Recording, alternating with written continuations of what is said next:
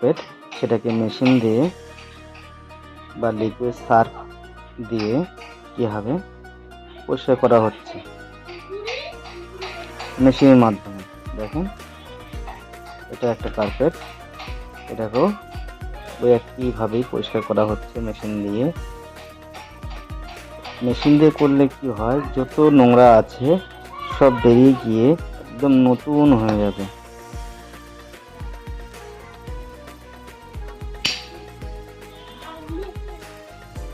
এই মেশিনের মাধ্যমে দেখেন কার্পেটটা পরিষ্কার হচ্ছে, আবার এটা দিয়েই আপনার টাইলস ক্লিনার হবে।